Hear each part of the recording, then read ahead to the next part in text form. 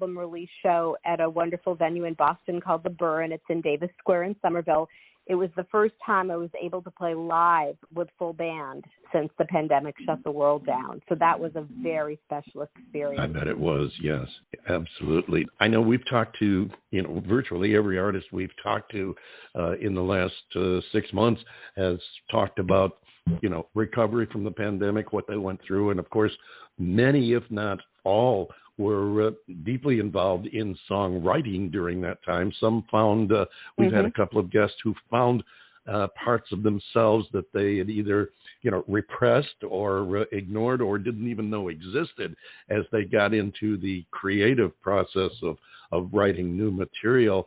And it's really been interesting from our standpoint of being able to listen to these artists like yourself and hear not only what you did, but how you did it, how it influenced you, and what you came up with. And you mentioned now some songs that are very deeply rooted in the pandemic itself. Tell us a little bit about that.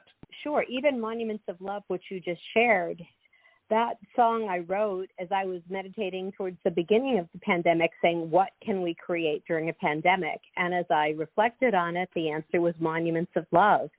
And so that's where the song came from. It's the title song for my first of the 2 pandemic albums. And in many ways, people were isolated. They were really having a hard time psychologically as well as practically and in many cases medically. So there's a song I wrote called Kindness that's on the album, realizing just how much that's a quality that we need. When George Floyd was killed, I wrote a song called All One Human Race, which some people have called an anthem for humanity. There were just so many things that were happening and popping up that I just found myself writing songs. A very important song that's on the album, which is the one we'll play at the end of your show, is called Prayers. And I wrote that in the middle of April 2020 when a very close friend of mine, who's a singer named Bob DeChico, went into the hospital, into the ICU, onto a ventilator with a very bad case of COVID. And I was just absolutely stunned when that happened. Sure. I had just seen him before the world shut down. And so to see the news that he was in the ICU on a ventilator was really, really sad and scary.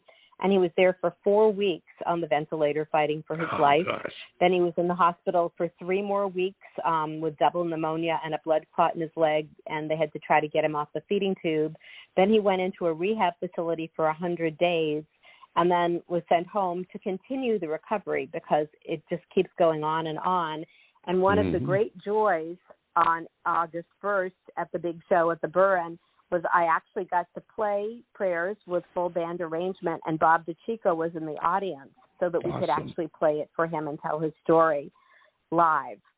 Wonderful. And that was really special. So there are many songs that have stories like that on the album. I wrote a song called Watch Over Me, which is sort of a pandemic spiritual, a song called Chapter 2020, about the most unthinkable time of our lives, and hoping that the chapter would close with 2021, but it hasn't happened.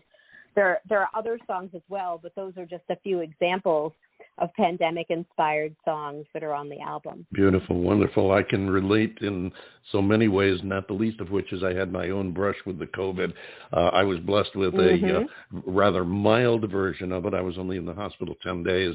I did have 3 encore performances, but we have managed to stay ahead of the game so far. So we're hoping we've put that behind, much as the rest of the world hopes that we will soon put the whole thing behind us, and we keep our fingers crossed from that.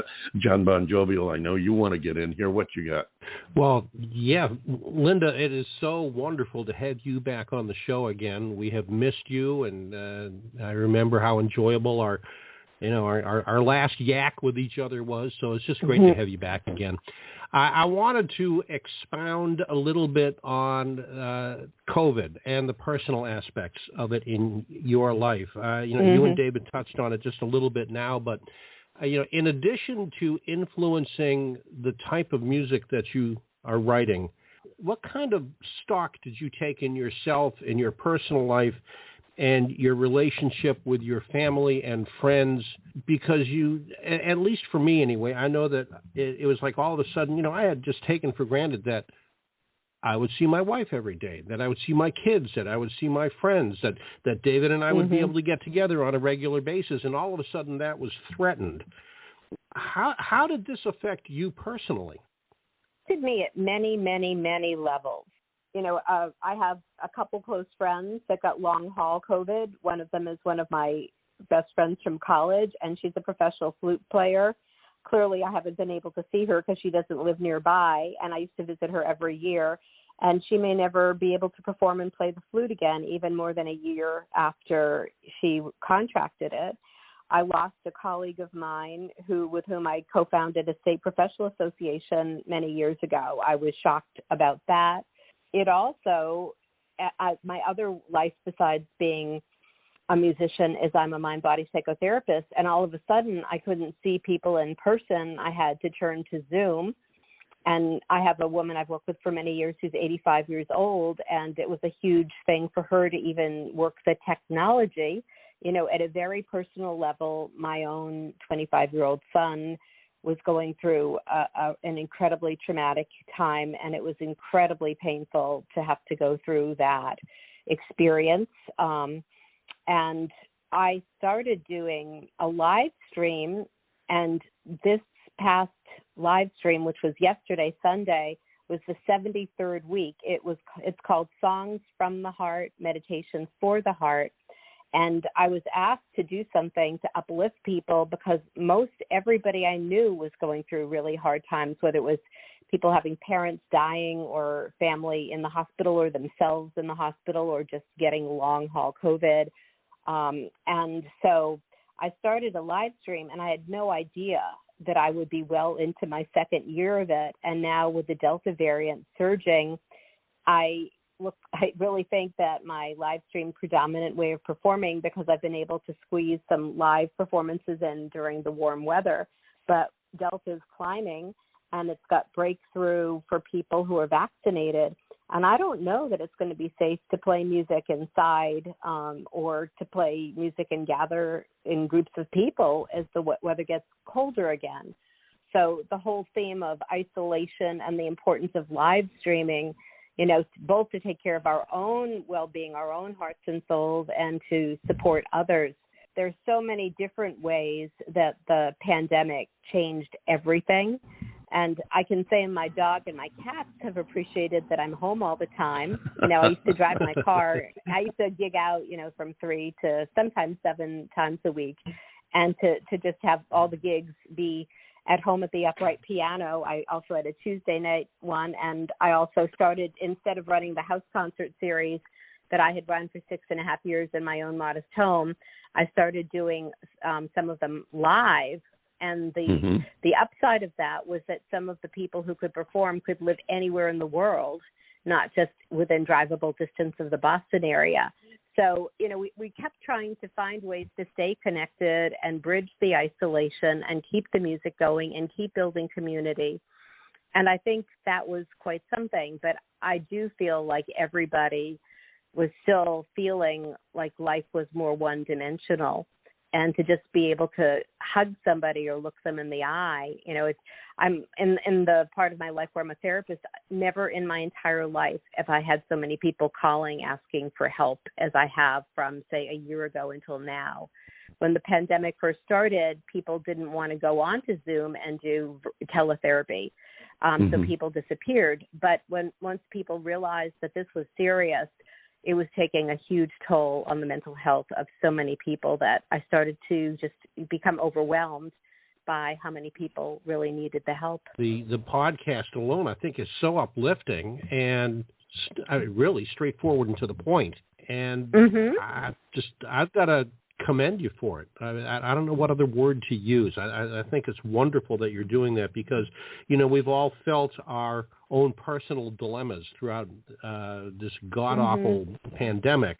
We thought that we were seeing a light at the end of the tunnel, and now, of course, as you said, with the COVID or the Delta variant, and not to get too political about it, some of the so-called leaders in this country still not buying into it, and outlawing mask mandates, and it's just I weep well, the for whole our future. politicizing of it in general has been Yeah, has I just know. added to the problem, regardless of which side of the aisle you're on. The fact that it I has totally been agree. A global pandemic, that the public health issue has no place in politics. It's a public health issue that could sadly wipe out, life of the human species if we don't really watch it. If anything, it should be more unifying than divisive, and it hasn't been, sadly. But I'm glad you brought out your other works, because I wanted to touch on that from the standpoint. Now, you are a what you define as a body psychotherapist as well as a life coach, and you have a whole bunch of other things. I don't know what you do in your spare time, but you probably don't do much because you can't have any. But I did want to touch on. No, I actually walk around the neighborhood looking for beauty and take photographs. I've taken so many amazing photographs of nature through all the seasons, 365 days a year. I'm into my second year of it, and it's actually been incredibly amazing and enriching and uplifting to see all the beauty in nature through the seasons. I have seen some of the photographs that you have posted, and what I wanted to find out from my own personal interest, and hopefully the listeners as well, is how do you take your career in body psychotherapy, if that's a word, as a body psychotherapist, there we go, and music. How do they interrelate? How do you work them? How do you work them together? At many levels, they're just two sides of the same coin. They both come from the heart, just like I write songs from the heart to the heart, and I work with people from the heart to the heart as well. And the live stream I've been doing for so long is a perfect example of the integration of the two, because, when something touches my heart, that's where music comes from. I'm not the kind of person who'll just sit down and play with something or intellectually generate something. Something has to touch me, and then the music starts to come. And I'm touched by many people who I work with. In fact, one of my newest songs for my 2022 album, which is called New Chapter, was inspired by somebody who I've worked with for many years, who's one of my clients, and her story. So whatever keeps me close to the heart generates the music. And I have the privilege of getting to hear people's stories and hear people's hearts through the work I do as a body psychotherapist. So one can say my creative muse is fueled by the work that I do closely with people. And then the music is often a way to transmute or transform pain into gold. Very interesting. And yeah, I knew there was no way you could be both and not have them, kind of intermingled somewhere along the line. And I like the way you think, and the fact that basically, to oversimplify, you take both from the heart and go from there. Now, we've got a minute or so left here before we let you go, and I want to thank you so much for coming back and seeing us again. Don't stay away so long, but I want to give you a chance to tell the folks, you've got your live stream. I know I see you on Facebook on a regular basis. Tell the folks how they can find you, where they can see your live stream, where they can get your music. This is the part where you get to sell yourself, and that we believe in self-promotion to the fullest here, so go for it. Thank you. I appreciate that. Well, I have a website, lindamarksmusic.com, and you can get any of my albums if you believe in physical albums anymore, which I absolutely treasure, between the artwork and what's written on them and the ability to have the entire collection that's behind an album concept. You can order any album through my website. All my albums, and at this point I think I have 9 or 10 out, you can get on every single digital streaming platform. So pick your favorite. In Europe, people like Deezer, Spotify, you name it. My music is on every single platform out there. And I make YouTube videos. During the pandemic, a lot of them have just been at home at the piano. So often when I write a new song, I just throw it out there for fun. The live stream Songs from the Heart, Meditations from the Heart is at 8 p.m. Eastern Standard Time every Sunday. I put it on my personal Linda Marks Facebook page, and then I share it to a bunch of different groups. I have an e-newsletter if anyone is interested in subscribing. My email is L as in Linda, S as in Susan, M as in Marks, and then Hart, Heart, so lsmhart@aol.com. Pop me an email, and I'm glad